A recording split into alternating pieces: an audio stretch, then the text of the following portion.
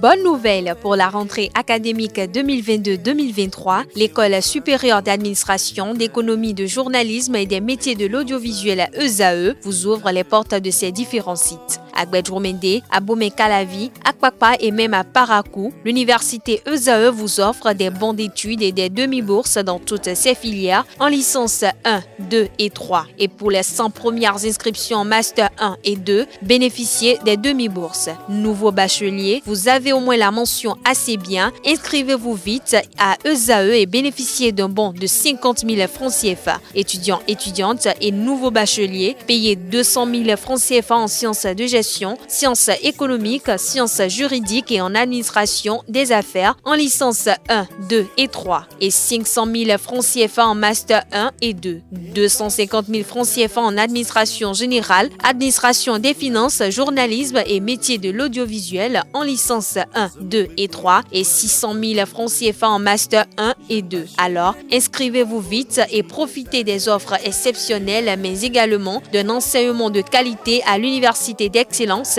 ESAE. Infoline 90 93 65 21 ou le 98 98 14 00. ESAE, l'excellence a un nom. Amis sportifs, bonjour. Toujours un plaisir de vous retrouver pour vous informer sur l'actualité sportive. La semaine écoulée, la Fédération béninoise de football, à travers son directeur technique national, a lancé la première phase de la détection des jeunes talents, cible du projet développement des talents de la Fédération internationale de football association FIFA. Il s'agit des enfants âgés de 11 à 12 ans, filles comme garçons, qui vont par la suite intégrer les centres de perfectionnement de leur situation géographique sur l'ensemble du territoire national. La première phase de cette section de détection dans la partie méridionale du Bénin a démarré à Pau-Bay pour le compte des enfants du département du Plateau. Après Pau-Bay, ça sera le tour des jeunes du département du Littoral d'accueillir prochainement l'équipe de détection à Cotonou et de l'OME au stade Charles de Gaulle de Porto Novo pour le même exercice. Notons qu'après cette étape, tous les jeunes dénichés dans les 3 départements seront réunis pour une nouvelle phase de sélection.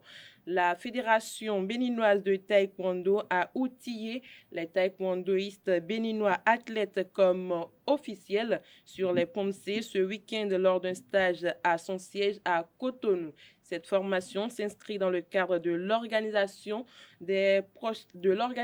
prochaine des championnats de Poncé au Bénin. Le film de la première journée du stage le samedi 11 février dernier avec Quentin Amoussou et Setondélarius Adjagweno.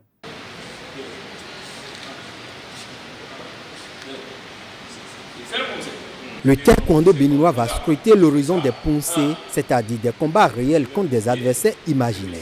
Afin de développer cette forme de pratique de la discipline, la fédération a aguerri les futurs arbitres, entraîneurs et athlètes sur les outils d'évaluation du poncé lors d'un stage dirigé par un expert sénégalais. L'objectif de ce stage-là, c'était d'apporter un plus, c'est-à-dire de développer d'autres facettes du taekwondo que sont le poncé. Donc pour permettre à la Fédération béninoise de bien former les cadres de la direction technique pour pouvoir prendre en charge les compétitions de Poumsé et développer davantage d'autres facettes du taekwondo. Donc durant ce stage, on a essayé de développer tout ce qui est aspect compétition de Poumsé, la prise en charge de la compétition, les gestuels, les règles d'arbitrage et les critères de notation. Pendant 2 jours, à compter de ce 11 février 2023, le formateur, double champion d'Afrique de Poncé et ancien entraîneur de l'équipe du Sénégal, va renforcer les connaissances des participants sur les différents enchaînements techniques codifiés. Demain, on va aborder la partie catégorisation pour pouvoir déterminer chacun dans quelle catégorie il doit compétir et également revisiter les techniques de base et les techniques supérieures pour permettre aux maîtres vraiment de pouvoir se mettre à niveau. Parce que nous, en tant qu'instructeurs Kukiwan, on véhicule les idéaux de la World Taekwondo Headquarter. Donc on va voir également l'éthique du taekwondo, tout ce qui concerne le protocole, etc. Donc c'est les points qui nous restent et après vraiment prendra congé, mais on gardera le contact avec la fédération pour les autres collaborations à venir. Le patron du taekwondo béninois loue l'esprit de partage de connaissances de l'expert et exhorte les participants à l'assiduité en vue de bien restituer les notions reçues dans leurs différents domaines. L'esprit martial dépasse et transcende toute considération. Et je sais que c'est avec beaucoup de joie qu'il dispense les connaissances et les enseignements de ce jour et également qu'il le fera demain et à une troisième séance la semaine prochaine, en début de semaine prochaine.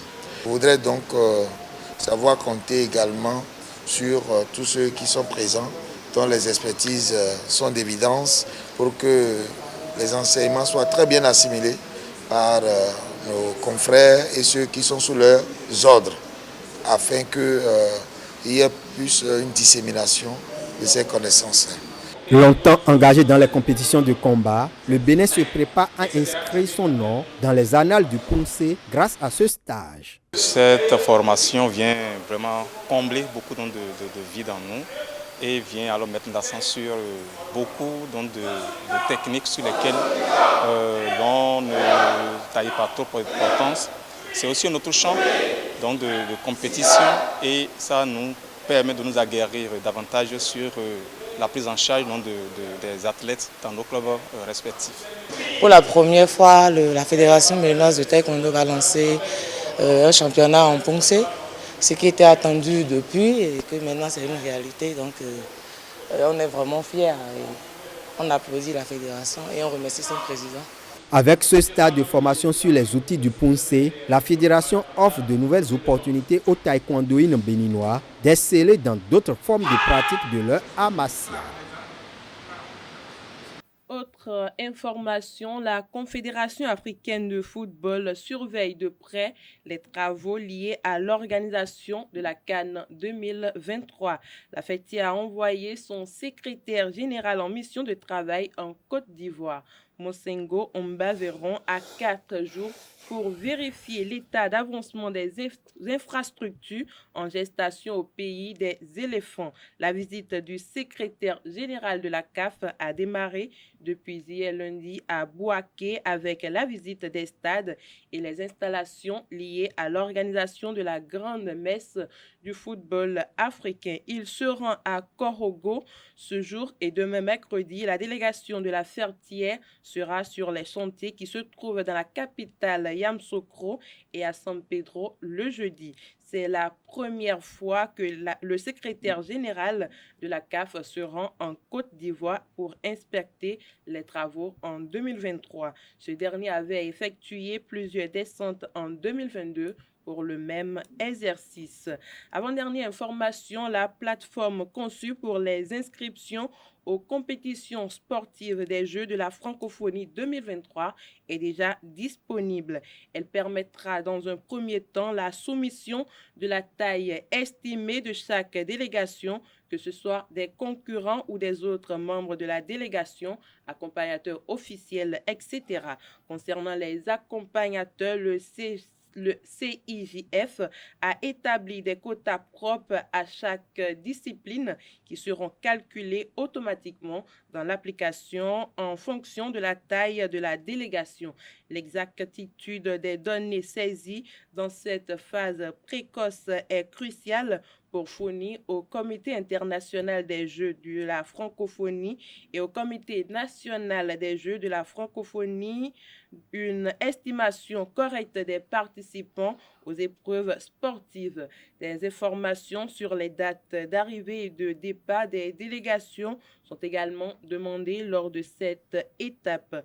Afin de compléter cette première phase, chaque État ou gouvernement devra accéder à partir du 10 février 2023 à la plateforme accessible via le site www.jeux.francophonie.org et saisir les informations requises.